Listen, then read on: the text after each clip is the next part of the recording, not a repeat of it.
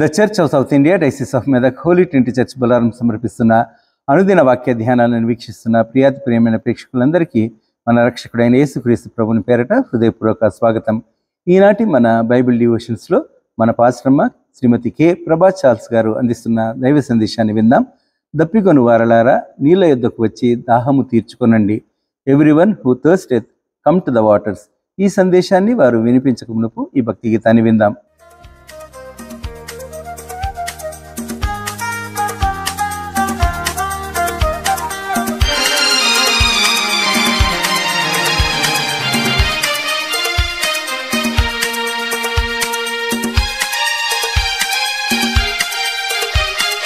దాహము గున్నవారలారా దాహము తీర్చుకునండి.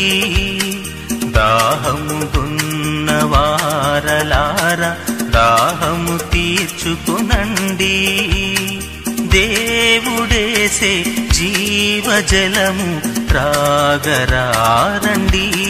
హల్లెలూయా, దేవుడేసే జీవజలము త్రాగరారండి. దాహము గున్నవారలారా దాహము తీర్చుకునండి.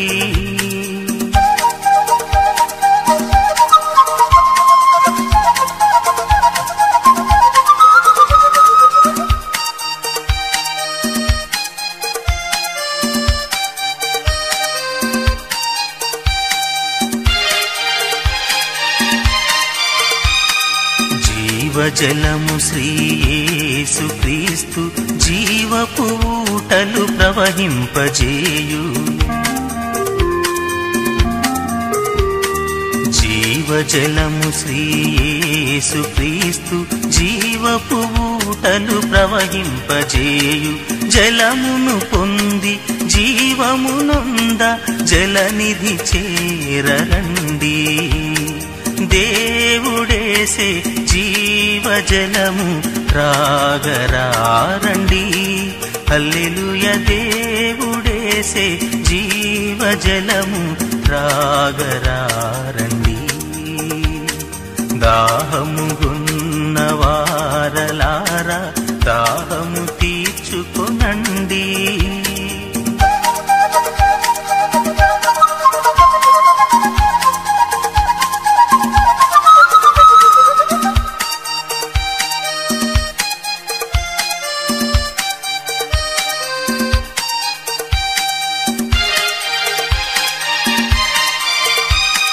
నేనిచ్చు నీరు త్రాగెడివారు ఎన్నటికైనను దాహము గొనరు.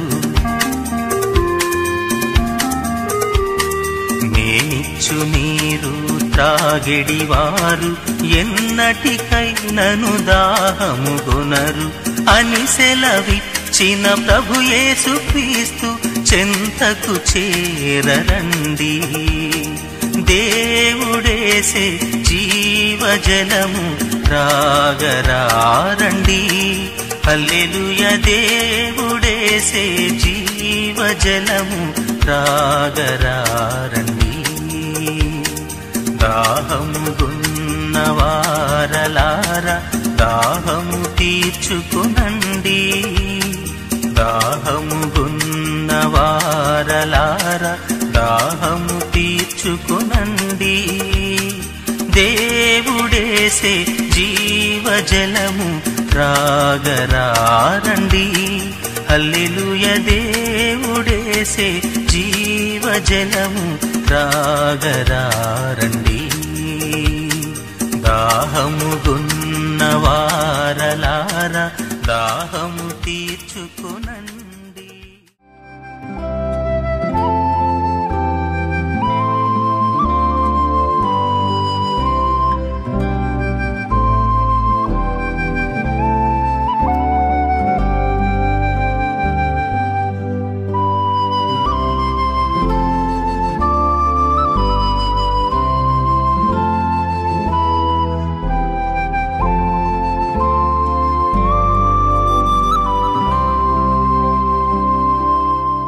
ఈ ఉదయకాల ధ్యానాన్ని వీక్షిస్తున్న ప్రేక్షకులకు మరియు సంఘ సభ్యులకు శుభములు తెలియజేస్తూ యెషయా గ్రంథము 55వ అధ్యాయము మొదటి 5 వచనాలు మనం ధ్యానిద్దాం. చిన్న ప్రార్థన చేసుకుందాం. కృపామయుడా, నీ అమితమైన కృప చేత ఇదే కాలమున నీ సన్నిధిలో చేరి నిన్ను స్తుతించి గణపరచుటకు ప్రభువా మమ్మల్ని సజీవ లెక్కలో ఉంచి ఈ విధంగా నీ వాక్యం వినుటకు గాను మమ్మల్ని సిద్ధపరచినందుకు నీకు వందనాలు తెలియజేస్తున్నాం. నీ నిండైన హస్తాలు ప్రతి ఒక్కరిపైన చాచి భద్రపరచమని మా ప్రభుని యేసు పేట వేడుకుంటున్నాం తండ్రి. ఆమేన్.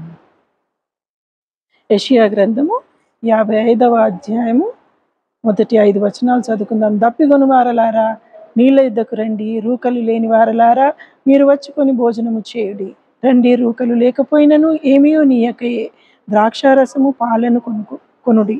ఆహారము కాని దాని కొరకు మీరేల రూకలు ఇచ్చెదరు.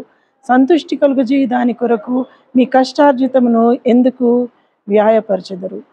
నా మాట జాగ్రత్తగా ఆలకించి మంచి పదార్థం భుజించుడి.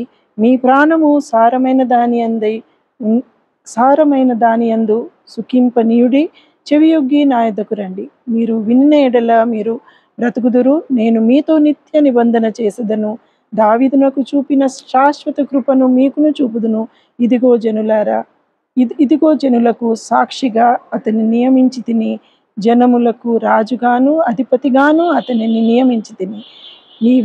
నీవెరుగని జనులను నీవు పిలిచెదవు. నిన్నెరుగని జనులను యెహోవా నిన్ను మహిమపరచునుగాక. చూచి నీ దేవుడైన యెహోవాను బట్టి ఇశ్రాయేలు పరిశుద్ధ దేవుని బట్టి నీ యొద్దకు పరుగెత్తి వచ్చెదరు. దేవుడి వాక్యాన్ని మనకిచ్చినాడు.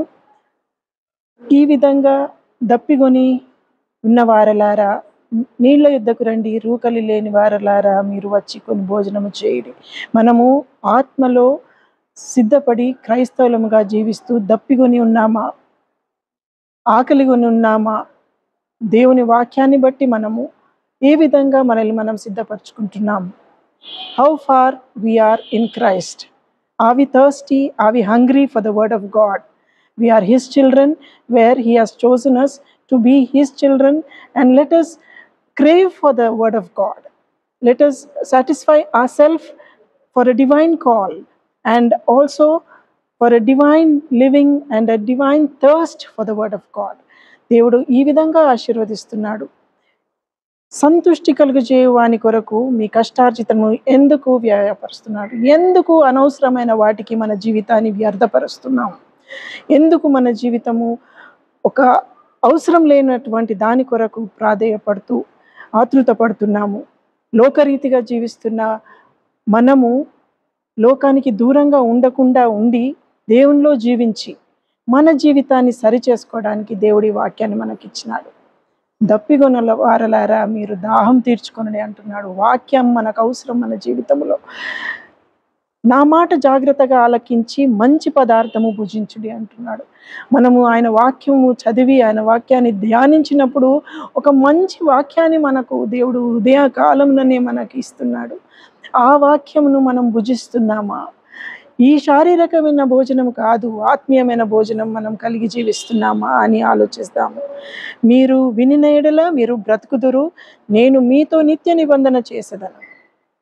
If at all we'll listen to the word of God, we will live a life for Christ. నేను మీతో నిత్య నిబంధన చేస్తున్నాను అంటున్నాడు. ఒక ఒడంబడిక, ఒక కవనెంట్ మనకిస్తున్నాడు దేవుడు ఆయనతో జీవించడానికి.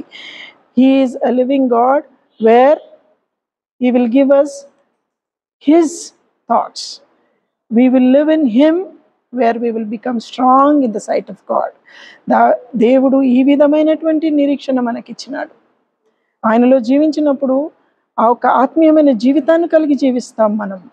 We are His children. We cannot leave Him and we cannot survive in this world without Him. దావీదునకు చూపిన శాశ్వత కృపను మీకు చూపెదను. How God has blessed David. That's the same way He too will bless us.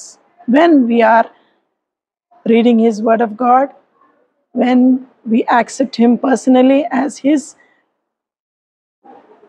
word of God will bring us together. ఆయనలో జీవించి ఒక salvation, ఒక రక్షణను మనకు ఆయన దయచేస్తాడు. ఇదిగో జనులకు సాక్షిగా అతనిని నియమించి తిని, జనులకు రాజుగాను అధిపతిగాను అతనిని నియమించి తిని, ఈ విధమైనటువంటి ఒక మంచి జీవితాన్ని మనకిస్తాడు దేవుడు. Yes, without him we cannot do anything. Jeremiah 32:40, I will make an everlasting covenant with them.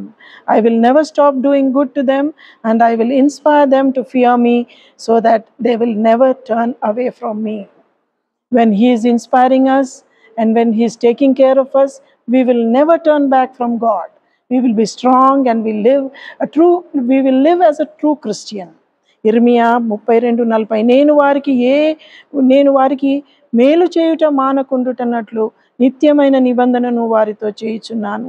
వారు నన్ను విడవకుండునట్లు వారి హృదయములలో నా ఎడల భయభక్తులు పుట్టించెదను. ఆయన యందు భయభక్తులు పుట్టించే దేవుడు మనకుండగా ఆయన ఒక నిత్య నిబంధనను మనకిస్తున్నాడు.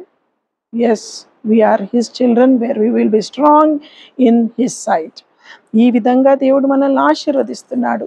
యోహాను సువార్త 5వ అధ్యాయము 24వ వచనం, నా మాట విని నన్ను పంపిన వాని యందు విశ్వాసముంచువాడు నిత్య జీవము కలవాడు. వాడు తీర్పులోనికి రాక మరణములో నుండి జీవములోనికి దాటి ఉన్నాడని మీతో నిశ్చయముగా చెప్పుచున్నాను. Very truly I tell you, whoever hears my words and believes him who sent me has eternal life and will not be judged, but has crossed over from death to life. దేవునిలో జీవించినప్పుడు మనకు ఒక judgement కూడా ఉండదంట. మనలో ఏ తప్పు ఏ పాపము మనలో లేనప్పుడు మనకు ఒక జడ్జ్మెంట్ కూడా దేవుడు ఇవ్వకుండా ఆయన రాజ్యంలో మనల్ని తీసుకుంటాడని ఆ ఒక్క వచనాన్ని దేవుడు మనకిస్తున్నాడు. మనము ఆత్మీయంగా బలపడి దప్పిగొని వారలారా మీ దాహం తీర్చుకునుడి అంటున్నాడు. మరి ఆ దాహము ఆ ఒక ఆకలి మనకు కలిగి ఉన్నామా? ఈ దినము ఎంతవరకు లోకరీతిగా జీవిస్తాం, ఎంతవరకు దేవునికి దూరంగా ఉందాం? మనల్ని మనం పరీక్షించుకొని దేవునిలో జీవించుటకు దేవుడి వాక్యాన్ని దీవించును గాక. May God bless this word.